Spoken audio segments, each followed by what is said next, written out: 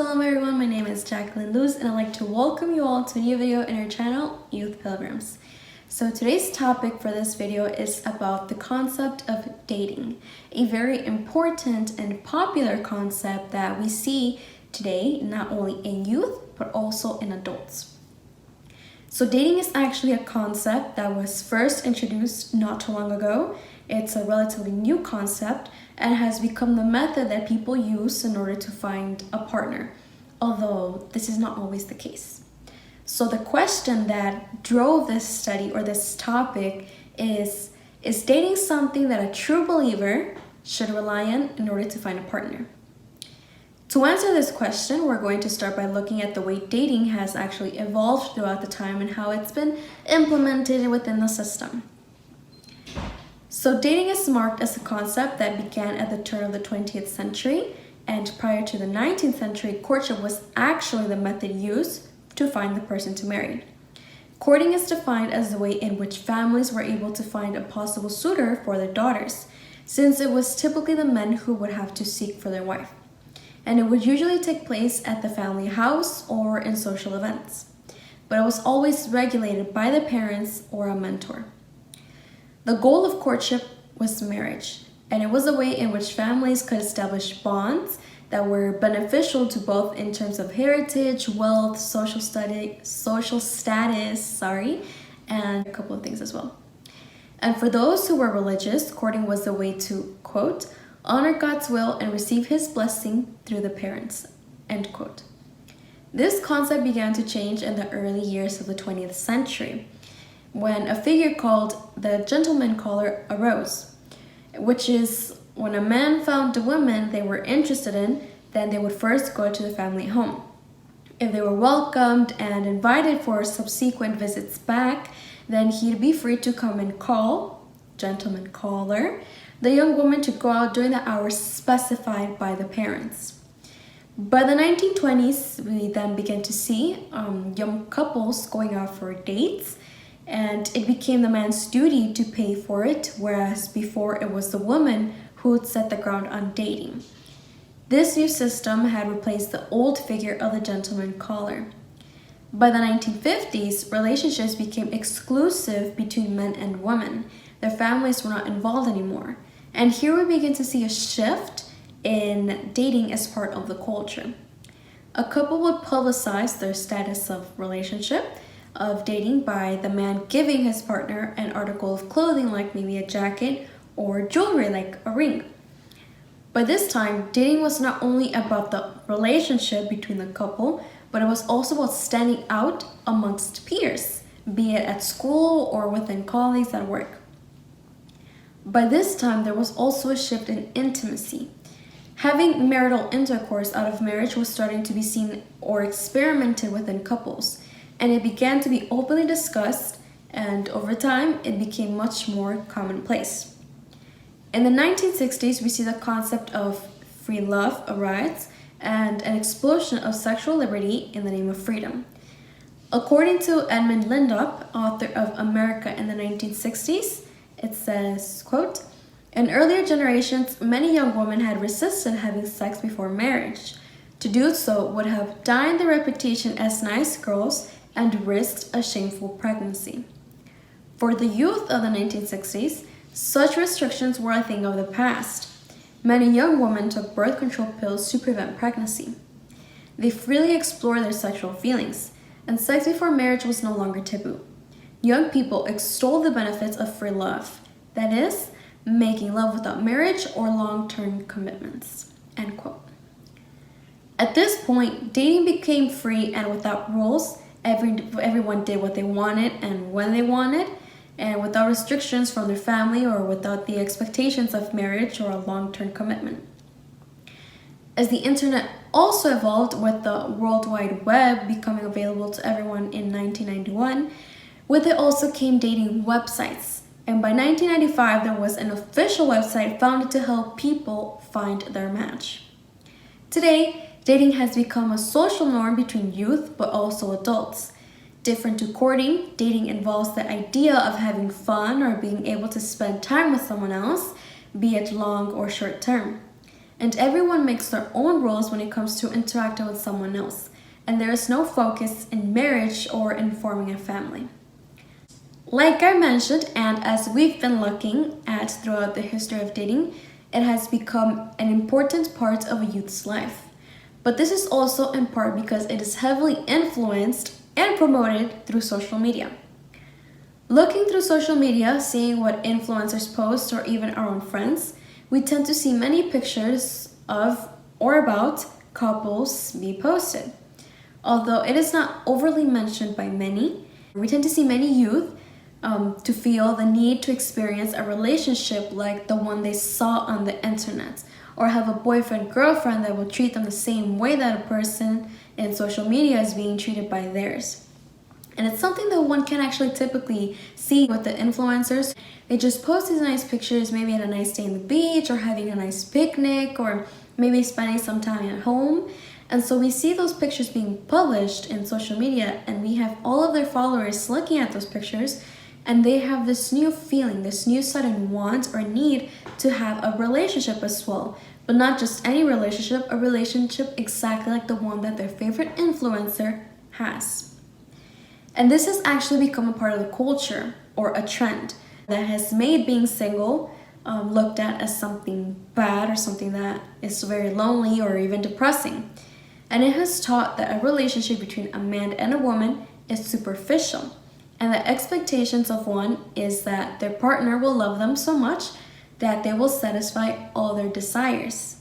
And within this culture, there has also been a normalization of intimacy between man and woman. So pretty much what we saw in the history and how it's been actually evolving throughout time. And as something expected in every relationship, regardless of them being committed or not, thus bringing many young teenage couples to act as though they were married. Unlike courting, dating is primarily driven by emotions or emotionalism. If a young woman is made to feel good by a young man, maybe because, for example, he sweet talks her, he gives her gifts, or even if he just looks good, then she may end up thinking that she is in love with him. And this also works vice versa. Maybe the man found a girl that's really sweet, or that also pretty much sweet talks him, or maybe a girl that looks really, really pretty, and so they end up thinking that they've fallen in love with her as well. Like I mentioned, many youth or people in general tend to seek the fulfillment of their desires first before seeking the well-being of their neighbor. And this is also seen within dating. At first, when a young man and woman begin dating, they seem to pass through a honeymoon phase where they are both happy and satisfied with the relationship that they have. But for many, these sparks eventually die out, either because they got bored, or they found someone else, they lost interest, or because they simply realized that that person was not satisfying their desires anymore. And then we see that maybe they break up and the whole cycle starts over again. The man starts to seek for a new girl, the girl starts to seek for, or the one young woman starts to seek for another young man. And the whole process continues on to repeat and repeat and repeat. And it's not anymore about finding the one, but it's about finding multiple ones that will satisfy their needs. And for many, dating may not even be about being in love or finding the one, but it can be purely driven by the desire of intimacy with someone else. And this is something that has incremented throughout the years. Finally, as we can see, dating replaced courtship and has become a very normal thing amongst youth, but it is only a concept that has surged just recently. Although dating has been normalized even within religious institutions, there's also certain religions that actually promote or that impose dating within their institutions so that young couples or young teenagers can actually find the one that they're supposed to find as long as it's within the religion. It's important to recognize that dating cannot be found in the Bible, and that when it comes to finding a partner, it does not require us scouring through websites or phone apps or going through dates with multiple people to find the one. It's important to know that the Father has plans for us, actually, and we need to understand that as well. And it's also important to know that in the beginning, it was not like this. we didn't see dating being involved in society. We didn't see dating involved within the patriarchs or anything like that. So in order to understand the true purpose of our Father for our lives, what his plan was from the beginning, and what should be the base of every union, we need to study and analyze the story of Adam and Hava, or Adam and Eve. So we begin in Genesis 1, verses 1 to 25, where we see the Eternal create everything from the invisible to the visible, like the animals and the skies and the earth and the water. We see the waters being made, the land, the moon, the sun, etc. And then from Genesis 1, 26 to 31, we see that the Eternal creates mankind. And although the translation says that he created man, in Hebrew we see the word for their man is actually mankind. And the word referring to a male is actually ish. And we see the Eternal tell Adam that he can eat from the paradise, or what he can eat from the paradise. And then Genesis chapter 2, verses 7 to 17, we see Adam within the Gan Eden, or the Garden of Eden. And in verse 18, we see that it says, "Then Adonai Elohim said, 'It is not good for the man to be alone. Let me make a well-matched helper for him.'" Then in verses 20 to 24, "So the man gave names to all the livestock, and to the flying creatures of the sky, and to all the animals of the field. But for the man he did not find a well-matched helper for him. Adonai Elohim caused a deep sleep to fall on the man, and he slept. And he took one of his ribs and closed up the flesh in its place. Adonai Elohim built the rib, which he had taken from the man, into a woman. Then he brought her to the man. Then the man said, 'This one, at last, is bone of my bones and flesh from my flesh. This one is called woman, for from man was taken this one.' And this is why a man leaves his father and his mother and clings to his wife, and they become one flesh." So we're going to analyze these verses from Genesis chapter 2, verses 18 to 24. In verse 18, we see that it says that Adonai was going to build or make a well-matched helper for him. When it says well-matched helper, in Hebrew, it really says etzer kenekto. And etzer, it means necessary aid and not imposed, like from a strong to a weak. And ke, or ki, which means like or similar. And neged, which is a front that is part opposite, specifically a counterpart or more. Which, when we put them all together for etzer kenekto, it means or gives us the understanding that an etzer kenekto is someone who completes their partner. We understand that the male is incomplete as well as the female. And when they unite based on the purpose of Elohim, then that potential that the Eternal thought of as only one in the beginning, talking about Adam, but has made into two, male and female, then when they unite, it becomes complete. And then verses 22 to 21 to 22, the text says that the Father took a rib from Adam, and that is how he formed Hava. Although we get this pretty generic concept that it was literally only a rib, and I think like many religious institutions do a really good job in making us think that or believe that, this is due actually to a bad translation from the original Hebrew text. In reality, it was not just a rib, but it was his whole side. And from that side, Elohim made Adam his etzer kenekto, or his well-matched helper. And this takes us into understanding that our well-matched helper will actually complete a whole side of us. Without them, we are actually incomplete. And just in the same way, do we also complete our well-matched helper, together becoming one being and returning back to the original state in which the Father created us. In verse 23, like I mentioned before, the word here is also man, but in Hebrew, it actually translates to ish, whereas the word for woman is isha. And in verse 24, now here we see that man leaves his father and mother to cling to his wife, and this is vice versa, and they become one flesh. So what does this mean? Well, what we see here is one flesh. The word one comes from the Hebrew echad, which means properly unite or properly united, one, or as an ordinal first. And then we have flesh, which would be from the Hebrew basar, which means flesh from its freshness, by extension, body, person. Becoming one flesh means that man and woman unite in one body, as one person, or as one flesh. And this happens both physically and spiritually. This is something that maybe physically we cannot see, but Elohim does spiritually. The union of two souls to become one soul person. And this union is achieved when marital intimacy takes place between man and woman, and it is a true confirmation of that union between them. In Matthew 19 verses 4 to 6, we see the following, and this is Yeshua speaking. Haven't you read, he answered, he who created them from the beginning made them male and female, and said, for this reason, a man shall leave his father and mother and be joined to his wife, and the two shall become one flesh. So they are no longer two, but one flesh. Therefore, what Elohim has joined together, let no man separate. In Genesis 1:28, the Father gives Adam the law that he has to multiply, and that is to have children. But Adam alone cannot. So the Father made Hava so that Adam could fulfill that. And he also made her with the purpose so that Adam was not alone, and so that he wouldn't be driven to think that he did not need of a partner in order to be complete, which could further on take him to think that he wouldn't need Elohim. And this is the purpose of the Father, the purpose we have to come back to, and can only complete when we find our Etzer Kenekto and become one flesh with them. This is actually the base of every union between believers and the example we should follow when it comes to finding our Etzer Kenekto.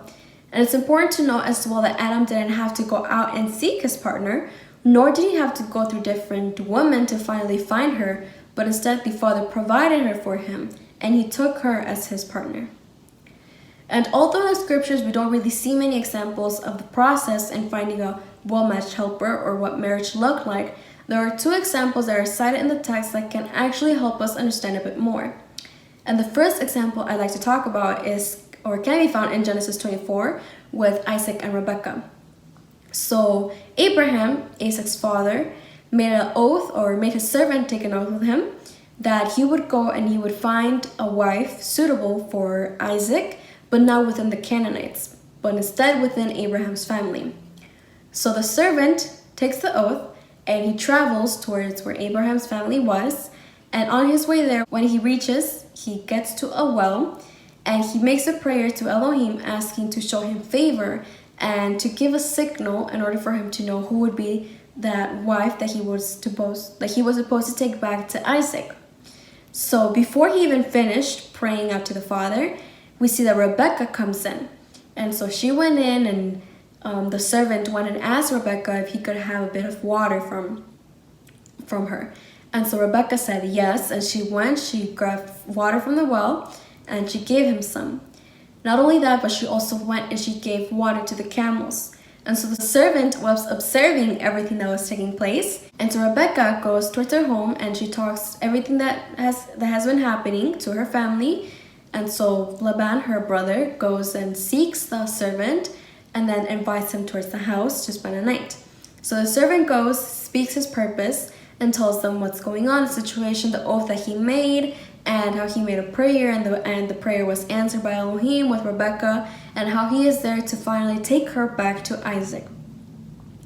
So the family says, okay, they understand that it's the will of Elohim, and they're willing to go with it. And as well, Rebekah, she also understands that. So further on, we see that Rebekah actually leaves with the servant, and as soon as they reach there, she puts on a veil, covers herself as soon as she sees Isaac. And when Isaac sees her and understands what's going on and knows that she is the wife that he wants to take, he takes her towards the tent of his mother, Sarah, and then he takes her as his wife, and then he loves her. So that is the story we see. So the second example I'd like to give is actually of Jacob and Rachel, and we can find their story in Genesis 29. So Isaac actually blessed his son Jacob and sent him towards his mother's relatives, towards Laban, and tells him to find a wife there. So Jacob is on his way, and then he reaches towards a well, or towards a field where there's a well, and there are 3 herds of sheep resting by it. So he approaches, and he asks the people there about where they're at, and if they know who Laban actually is. And so the people say they know who they are, or they know who he is, but then coming up to the well is also Rachel. So they tell her, oh look, there's Rachel, the daughter of Laban. And so he approaches her and hugs her and kisses her and is really excited. Now, although maybe in some aspects in some religions, they've made this kiss look at something maybe passionate, or maybe you could give that sort of connotation. In reality, it's not that kind of kiss. It's more of a friendly family kiss where he was excited and happy to see that he finally found a family member and that he finally reached the place where he had to reach at, where his father had sent him. So we see that after that happens, and after he introduces himself to Rachel, Rachel actually runs back towards her father and lets her know the situation that's going on. And so her father, Laban, actually reaches out towards Jacob and brings him in. And so from there we also see that Jacob actually tells Laban his love for Rachel.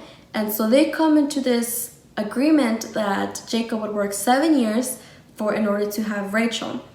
And so we see that Jacob worked 7 years, but in the scripture it says that those 7 years were like a couple of days because of how much he loved her. And finally, after those 7 years, he got married. But instead of receiving Rachel, he received Leah. But in the end, he worked another 7 years. And so he ends up taking Rachel finally, and obviously he loved her. And so we see these two stories of these two men and these two young women, these two examples where we actually don't see dating being involved or multiple partners in order to find the one to be complete. Instead, we see two young men and women that knew what their roles were as male and female. They both had the understanding that they were supposed to procreate. And we also see that Isaac and Jacob, being the patriarchs, understood what their purpose was as well. That their purpose was to continue on the descendants of Abraham. And we see that Rebecca and Rachel understood this as well. So we see these two young men and women who understood their role, and they were consecrated and prepared themselves their whole entire life, and were fully able to discern who their well-matched who their well-matched helper was. We also understand that their goal was not to satisfy their needs, their desires, or will, but instead to fulfill Adonai's will and to fulfill his law or commandment established in Genesis 1:28, like I mentioned.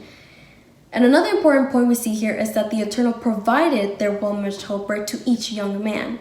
They had no need to seek amongst all the women.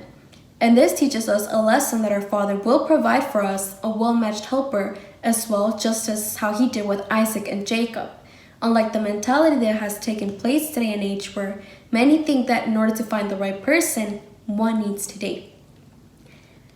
It takes a true believer to be confident in the Father that he will provide. What we need to do instead is actually prepare ourselves as youth, as young adults, cleansing our garments with the scriptures day by day, so that when that moment comes, when we are called by our eternal Father and we find or meet our eter conecto, that we can finally be ready for that moment. And this is the importance of our consecration and preparation for the union. And I'd like to share this passage that says in Proverbs 4, verses 13 and 23 to 27, "Hold on tightly to instruction. Do not let it go. Guard it, for it is your life. Guard your heart diligently, for from them it flows the spring of life.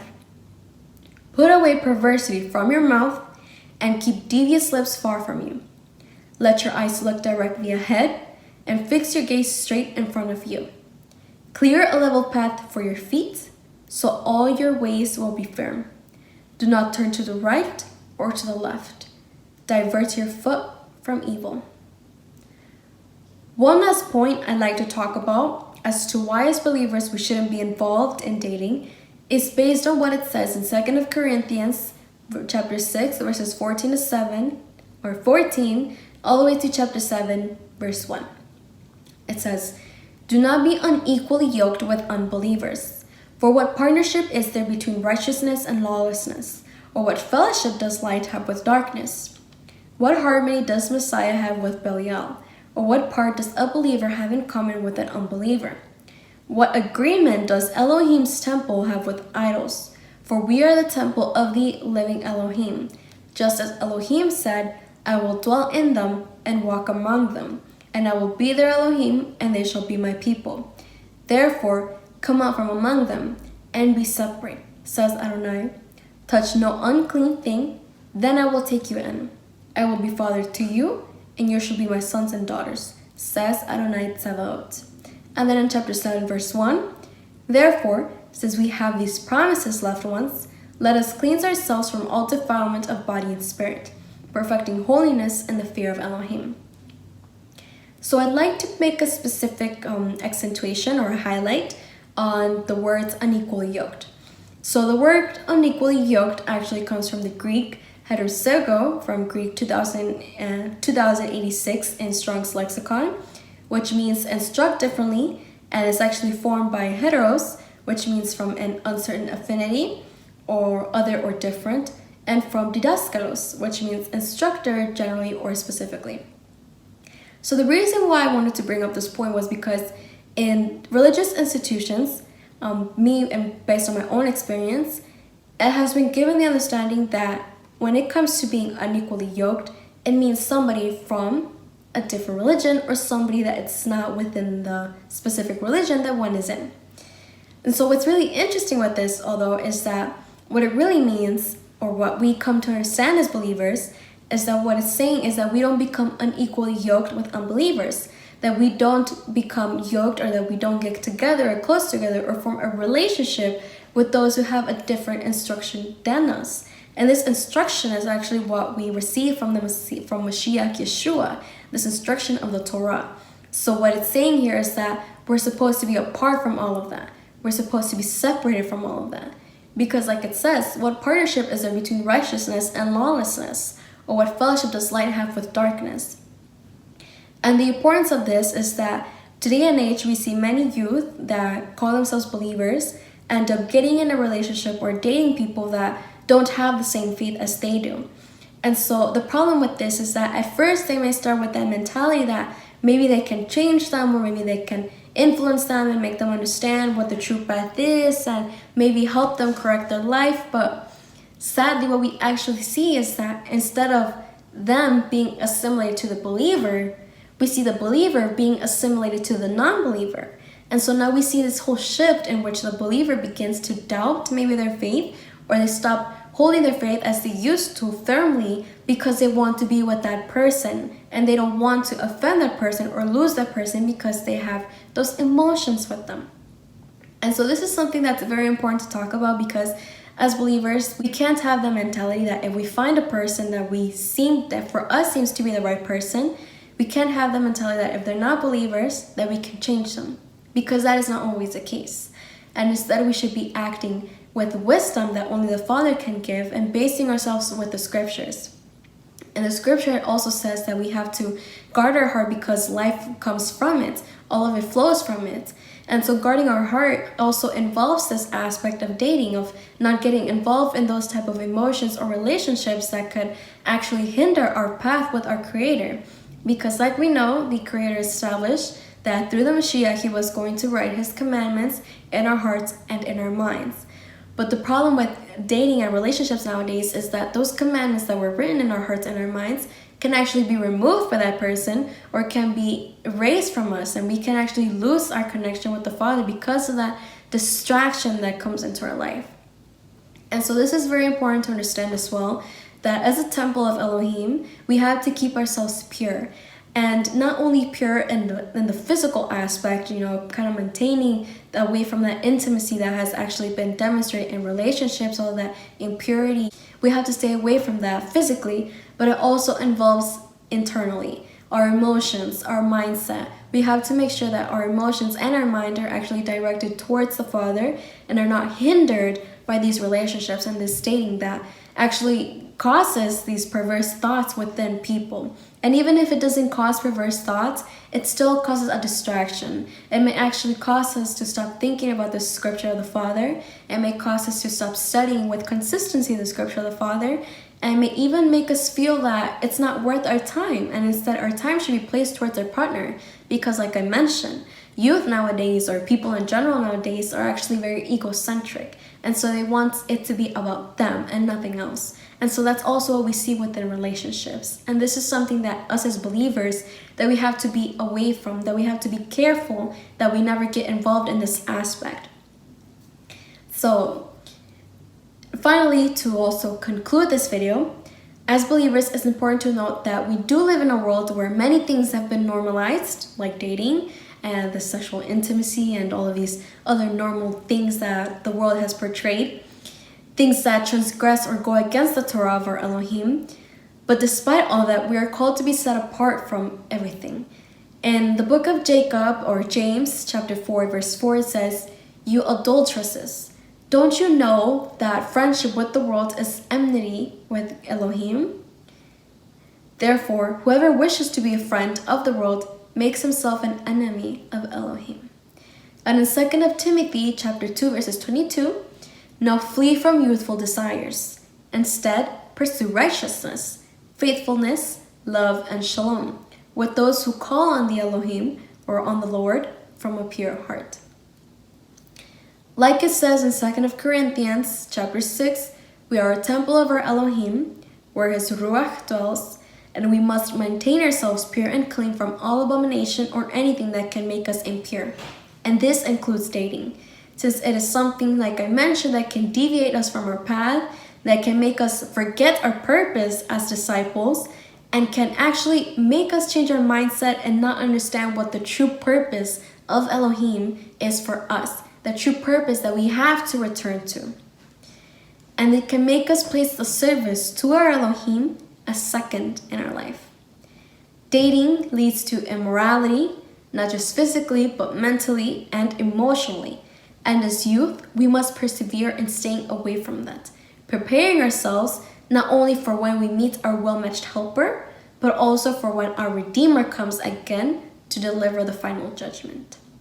And to end, I would like to share Psalms 119, verse 9. "How can a young man keep his way pure? By guarding it according to your word." Well, thank you everyone for watching this video. We truly hope that you liked this video, and if you could please also give us a thumbs up and share the video with the rest of the world so they can also see about this important aspect within dating and finding our well-matched helper as believers. If you have any questions or if you have any suggestions for new topics, then you can write it down in the comment section down below.